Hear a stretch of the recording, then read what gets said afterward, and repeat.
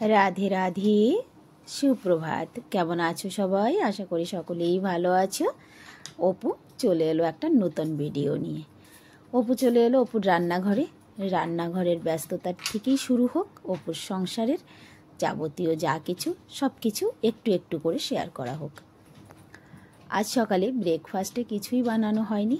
এই যে এটাকে পুড়িয়ে কালো করে এখানে রাখা হয়েছে, আর এইদিকে সবজিটা কর্তামশাই কেটে রেখেছে, যেটা উনি প্রত্যেক দিনই করেন।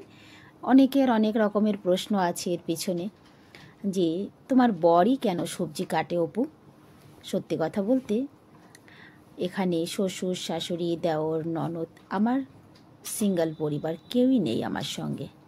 এই দেখো, সব কিছুই কি বরকে দিয়ে কাটে? এটা আমি কেটেছি, দেখলে কি সুন্দর কেটেছি। ভেবেছিলাম এটাকে আজকে বানাবো না, যদি একবার মুখ ফসকে বেরিয়ে যেত যে আজকে এটা রান্না করতে হবে, তাহলে তো উনিই কেটে কুটে একেবারে মানে কি বলবো আর গুছিয়ে দিয়েই যেতেন। তবে আমি বলিনি। এইদিকে আর একজনকে বসিয়েছি এখানে পোড়ানোর জন্য। কথার মানে আজ হবে বেগুনের ভর্তা, আর এই দিকটায় একটা মিক্স সবজি করব। তো ভাবলাম যে না, পেঁয়াজের কালিটা যখন এনেছে কেটে এর মধ্যে দিয়ে দিই। যাই হোক, একটা নতুন ডিশ তৈরি হবে। এইভাবে কিন্তু আগে কখনো রান্না করিনি। এখানে আছে ফুলকপির ডাঁটা, বেগুন আর খানিকটা পেঁয়াজের কালি দিয়ে দিয়েছি। পরিমাণ মাত্রায় নুন, হলুদ, একটু লঙ্কার গুঁড়ো, এই কাঁচা লঙ্কা আর ইউজ করলাম না, একটু লঙ্কার গুঁড়ো দিয়ে দিয়েছি। সকালবেলা ব্রেকফাস্টে হয়েছে গতকালকের বেঁচে যাওয়া একটা জিনিস, সেটা দিয়ে আজ ব্রেকফাস্ট হয়েছে, তবে সুন্দর করে গরম করে নেওয়া হয়েছিল। আর এইদিকে বেগুনের ভর্তার জন্য দেখো, যেই দুজনকে পুড়িয়ে একেবারে কালো কালো করে ফেলেছিলাম, তাদের একেবারে ছাল তুলে আবার ফর্সা বানিয়ে নিয়েছি। খানিকটা পেঁয়াজ রসুন দিয়ে দিয়েছি চুলোর উপর, আর এদিকটা টমাটারটা একদম সুন্দর করে ঘিষে নিয়েছি। আর এইদিকে এই সবজিটাও প্রায় মাখো মাখো ভাব। রান্নাবান্না দেখে মনে হচ্ছে আজ বোধহয় বাড়িতে তেমন কিছু হবে না, তাই তো? হ্যাঁ গো, তেমন কিছুই হবে না আজ। তার কারণ আজ দুপুরবেলা হবে রুটি। আমি জানি আমার ছেলেদের পছন্দ হবে না দুপুরবেলা রুটি, বড় ছেলের কোনো অসুবিধা নেই, তবে ছোট ছেলে এসে খুব নাক টানবে, কারণ কি ও একদম ভাতো বাঙালি যাকে বলে তাই। রুটি দেখলেই ওর চোখ মাথার উপরে উঠে যাবে একেবারে।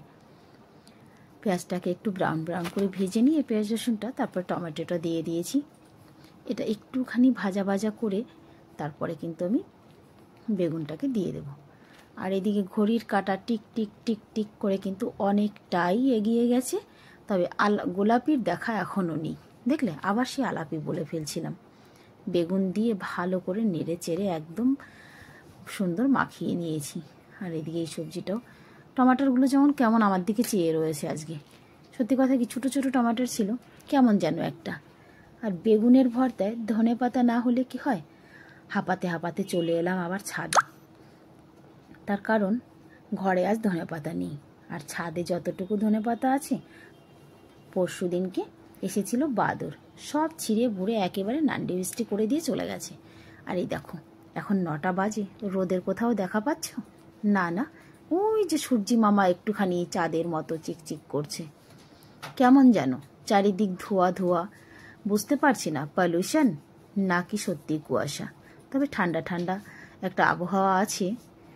দেখো, এরা এখনো ছোট ছোট বাচ্চা, এদের কি তুলে নিয়ে যাওয়াটা উচিত?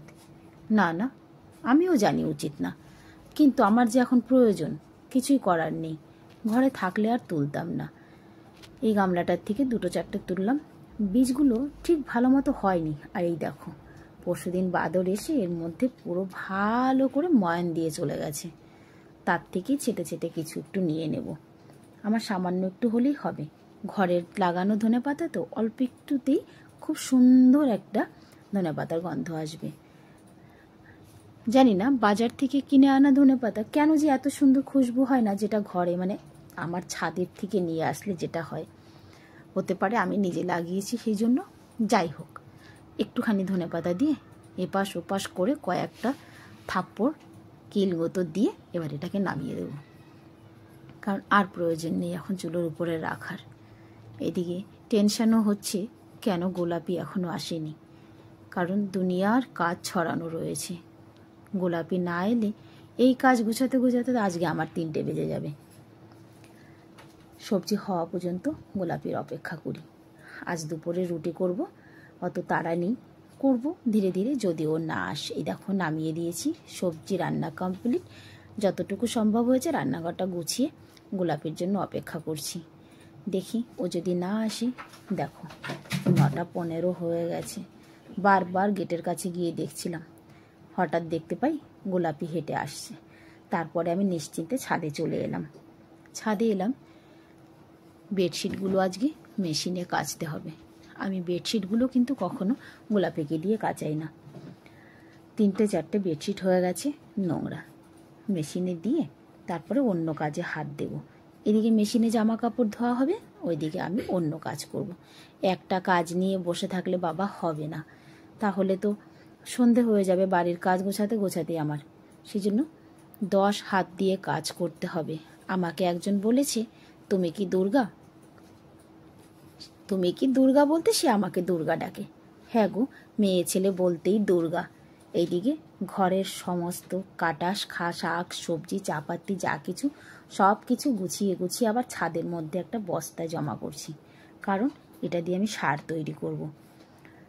গত বছরও করেছিলাম, তারপরে খানিকটা গরমের সময় করা হয়নি।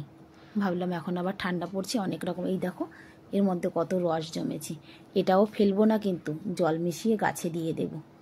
আমার ছাদটা অনেক ছোট, যদি আরেকটু বড় হতো তাহলে মনের মতো করে শাকসবজি করতে পারতাম। যতটুকু করি আমার ঠিক মন ভরে না যেন।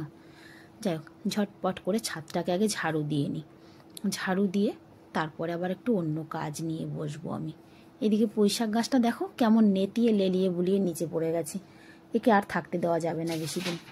এই যে এখন আমি এই কাজটা করব।